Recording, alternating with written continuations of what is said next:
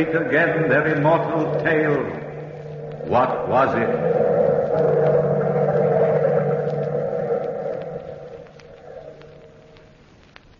All right, then. What was it? What was it? Nobody knows. But the house was haunted by something or somebody. The boarders here at Mrs. Dimity's boarding house didn't believe in ghosts either, myself included. But we were curious about them. That's why we voted to move into the old brownstone house on 49th Street. And once we were in, we were still convinced that ghosts don't venture abroad in a New York tenement building.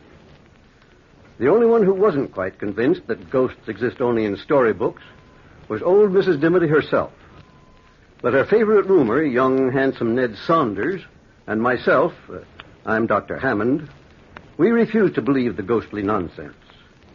Anne Mitchell, the young sculptress who lived there, was frankly curious, while the Countess Harkavy, a fortune-teller of some renown and a psychic of questionable fame, was delighted at the idea of living in a haunted house. That was in a business way, of course. It was around 11 o'clock at night when the boarders, who were then assembled in that dark, dreary living room, first heard what some claimed was a ghostly presence.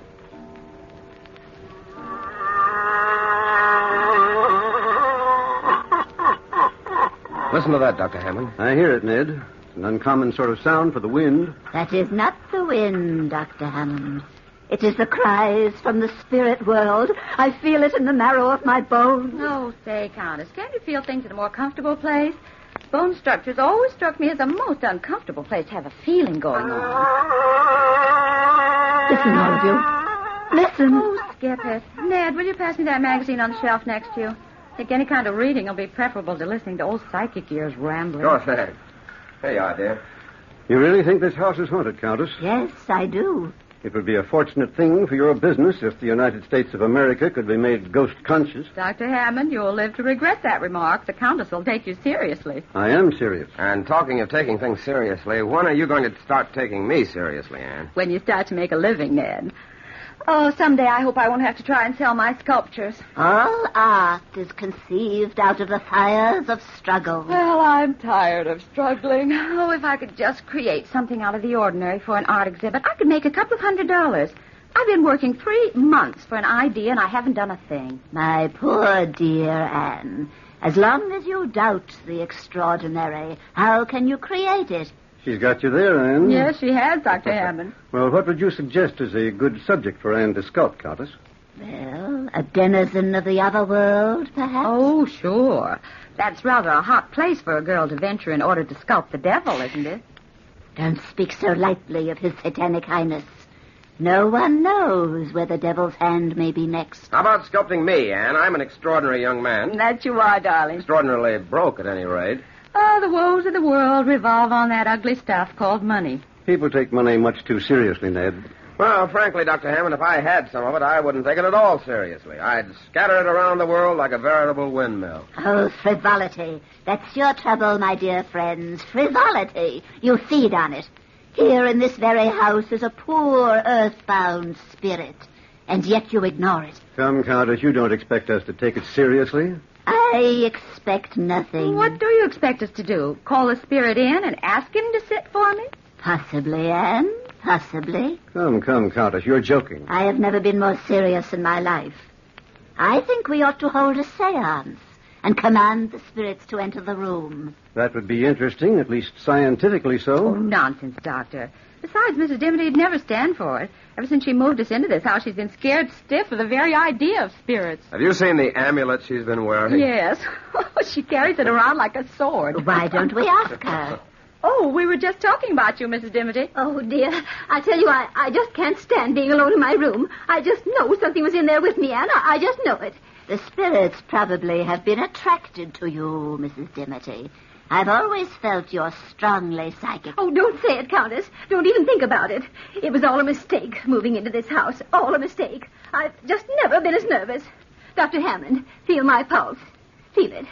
It's practically non-pulsed, so to speak. Well, I wouldn't take it seriously, Mrs. Dimity. We all know there are no such things as spirits. You see, we've been talking about the ghost for so long that at times we half believe, but that's purely imagination. It wasn't imagination at all, Dr. Hammond. You know very well there are only 5 of us living here. You four were downstairs, and I was alone upstairs, and, I did hear footsteps in the hall. I opened the door, and I felt something cold touch me. Ah, you see, I knew it. Oh, listen. It came from upstairs.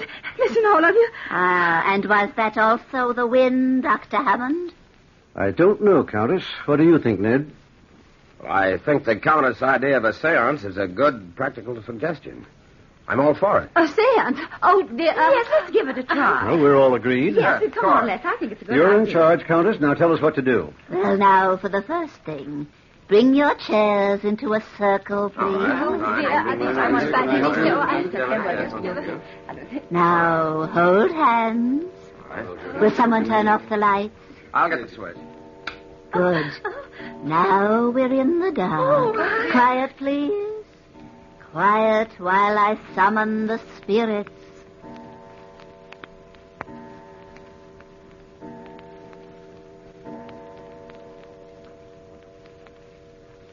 It is midnight, O spirits, midnight. Enter the portals of our room and speak to us. Speak to us. We are gathered to commune with you who have passed on. Withhold not your secrets. Speak. Speak. It is I, Countess Harkavy, asking you to descend to this mortal plane. Answer me. Answer me. If my Uncle Ezekiel's in the room and wants to talk to me, I'd talk to him, Countess. Yes, Mrs. Dimity. Ned, stop squeezing my hand. I'm not squeezing your hand, Anne. Or whatever you're doing, stop doing it. I'm not doing anything.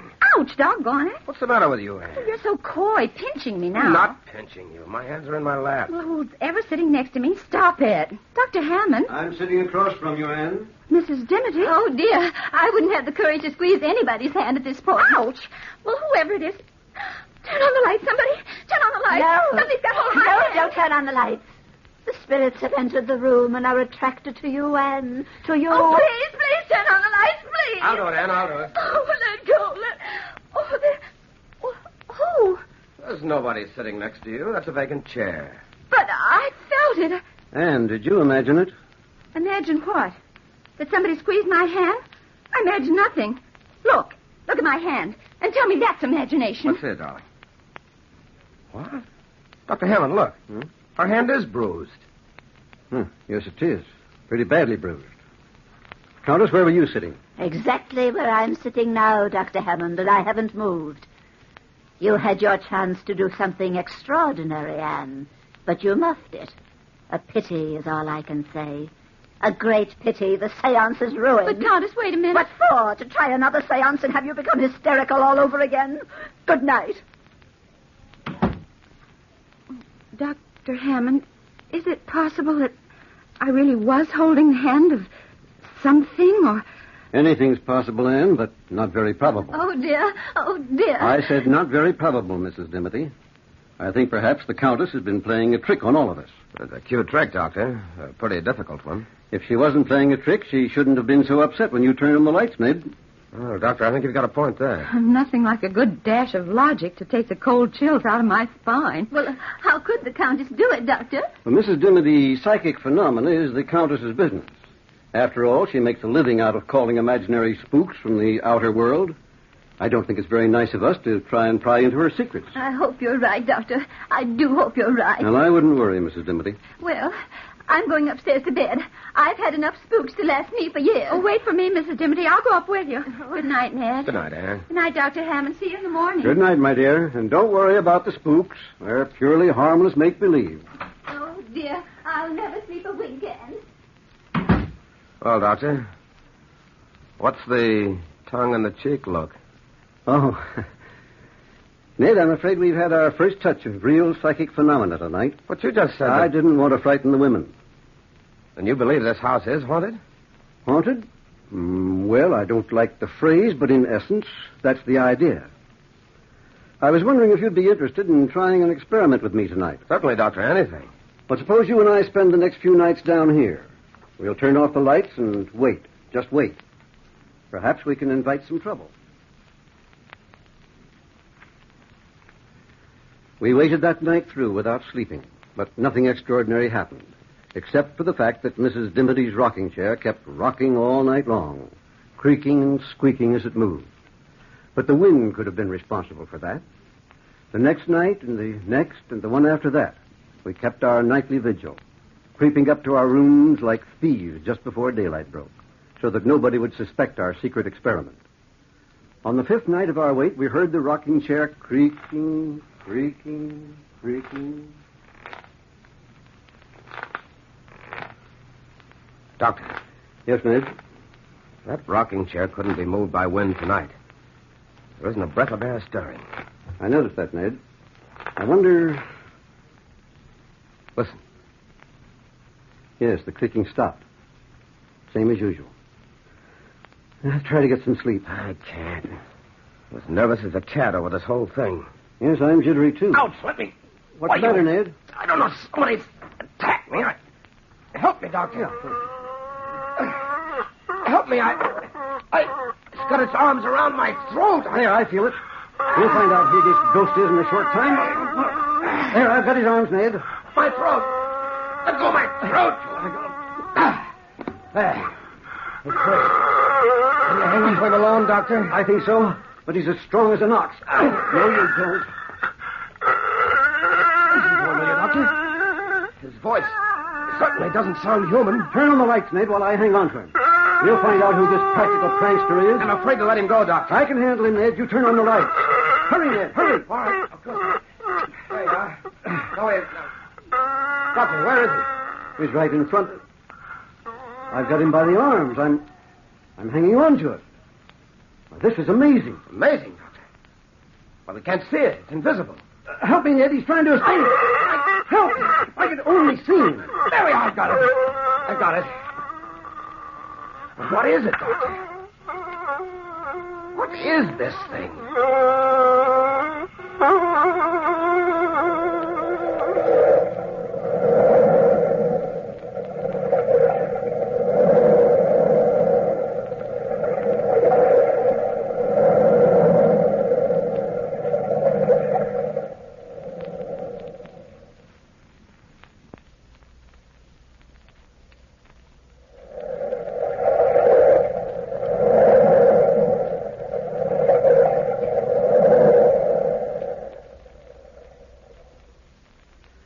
What was it? I didn't know as I held the grisly thing in my arms. It struggled and sobbed and moaned exactly as a beast would struggle and moan. An invisible beast. That was the horror of it. An invisible beast. I sent Ned to the basement of the old brownstone to get some stout rope. At least we could prevent this horror from escaping. That's what I thought then. Well, Ned returned shortly from the basement and opened the door. Here you are, Dr. Hammond. Oh, quickly, Ned. Bind its legs. I can't hang on to it much longer. Not as young as I used to be. All right, Doctor. I'll manage. Somehow I try to hold him on the floor. Yes, of course.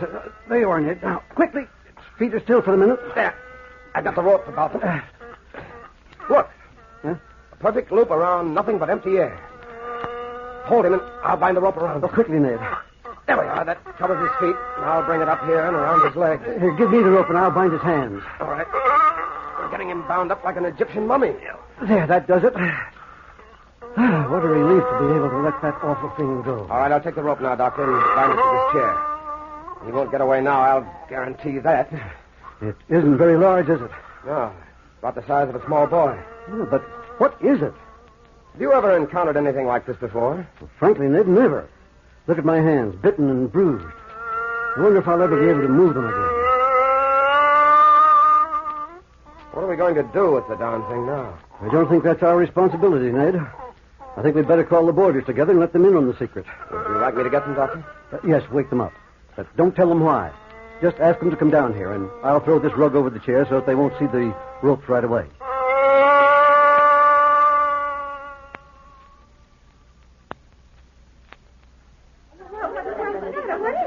Don't ask so many questions, everybody. Dr. Hammond will explain everything. Oh, good evening, Dr. Hammond. Have you possibly discovered that psychic phenomena does exist?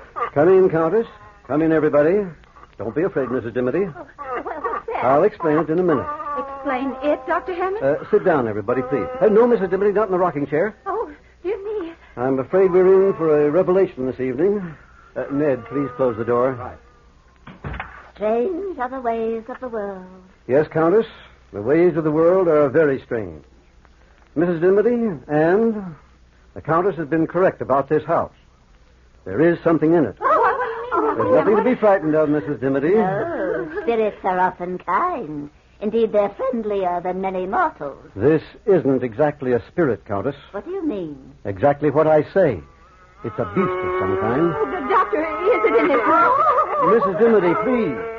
Yes, Anne, it's in this room, in that rocking chair. I threw a rug over it. Oh, unfortunate spirit. If you wish, Countess, remove the rug. Yes, of course. Why, where is it? It's there. You can see the ropes being held in place by it. What kind of a hoax are you trying to play on me, Dr. Hammond? It is not a hoax. There's a living, breathing something bound in that chair. But it's invisible. Oh, why, that's incredible. It's more than incredible. Would you mind if I touched it? I don't see why I should. It's not my beast. The problem is, what are we going to do with it? What do you suggest, Mrs. Dimity? Mrs. Dimity! Oh, she's fainted, Dr. Hammond. I'll get a smelling salts right here in the desk drawer. Oh, I felt it. I felt it, Anne. I felt it. A captured spirit. I must tell my co-worker, Dr. Zarkox, right away. He'll be so thrilled, so thrilled. I'm not sure that we ought to tell anybody about it. Are you, Dr. Hammond? Ned's quite right. We should not. Oh, but Dr. Zarkox is the only living person constantly in touch with the spiritual night and day. Day and night, constantly. Smelling salts should be in here someplace. Oh, here they are. Until we find out exactly what it is, I don't think we ought to divulge the secret. Heaven knows what we've stumbled into. You're right, Ned. Here, Mrs. Dimity, take a deep breath of this. And how do you propose going about finding out what it is? Breathe deeply, Mrs. Dimity. Well, I was thinking it might be possible for Anne to make a plaster cast of it. Oh, that's a gay idea, Ned. Breathe deeply, Mrs. Dimity. You'll be all right. That's quite a good idea, as a matter of fact. No, you'll hold it while I make a cast, huh? If it happens to bite me with a pair of invisible teeth, that'll be my word. No, being a doctor, I shall use a little chloroform and put it to sleep for a while. And we'll be able to make a perfect cast. Mrs. Dimity, are you all right? Oh, I'll never be all right again. Well, Anne, are you willing to give it a try? Oh, I suppose so, Ned. I'll prepare the plaster right away.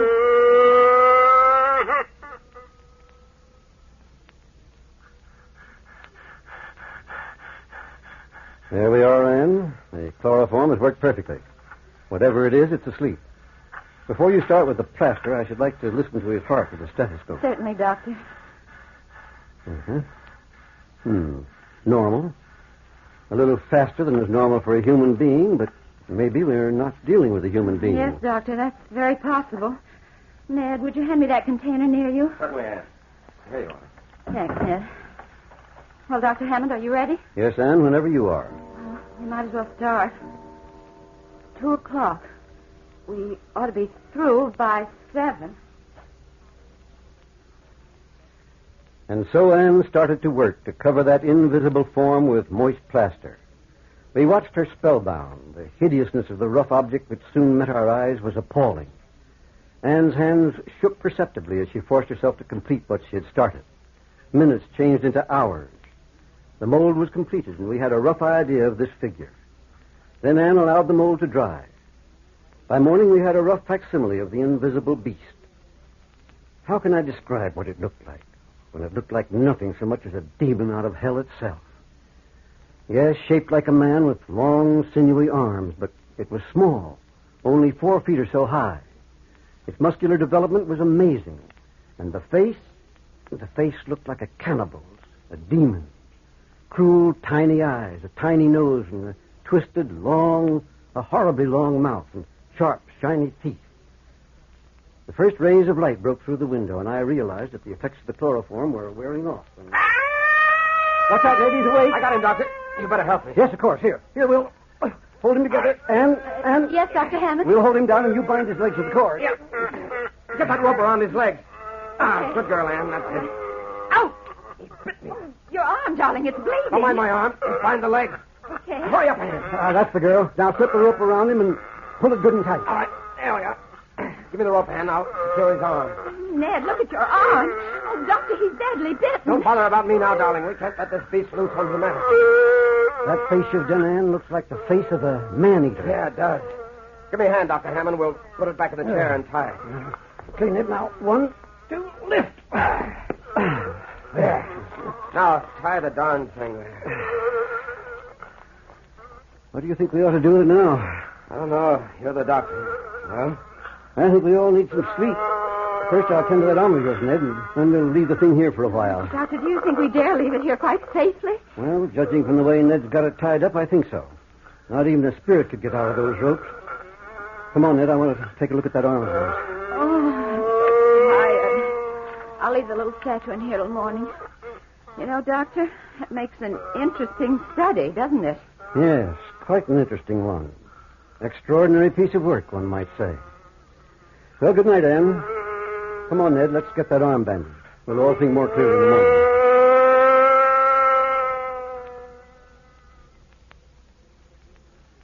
We thought we could think more clearly after some sleep. And so the days went by. Ned and Anne and I stayed with that invisible beast constantly.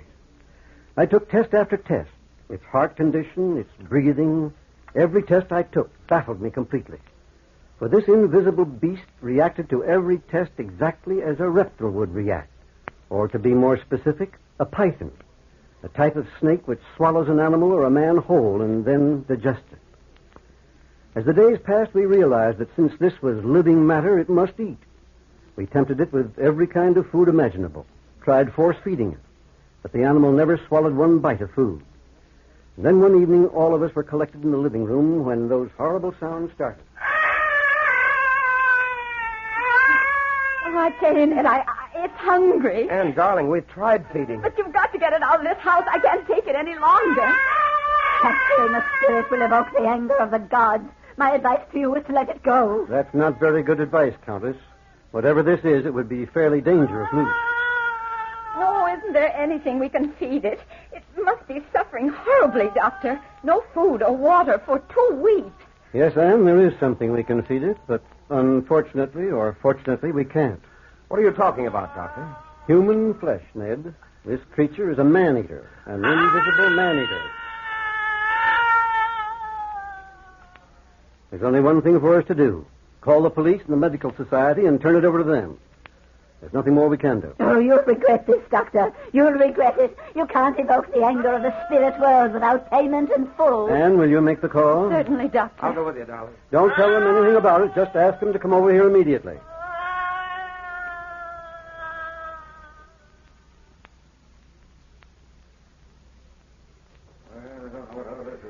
And so, gentlemen, Anne called you and brought you over here. I've told you the complete story of the monster from the very beginning. Well, Dr. Hammond, as a member of the police force, I don't mean to doubt you. But where is this invisible monster? It died of hunger 10 minutes before you arrived, Sergeant. Well, where is it? On the floor, here, next to my foot. You can feel it even if you can't see it. Here, put your hand down here. All right. Sergeant, feel this. It feels like a dead man. I tell you it does.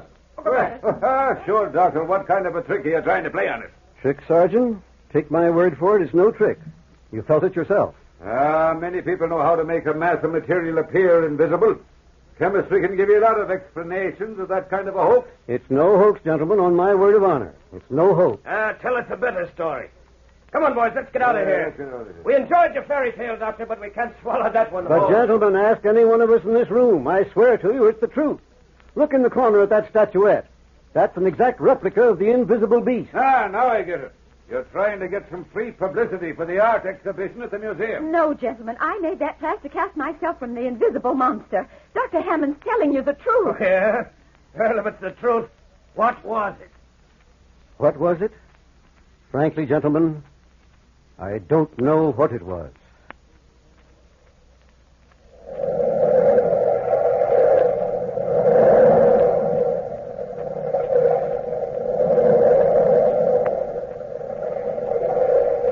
From the time-worn pages of the past, you have heard, what was it?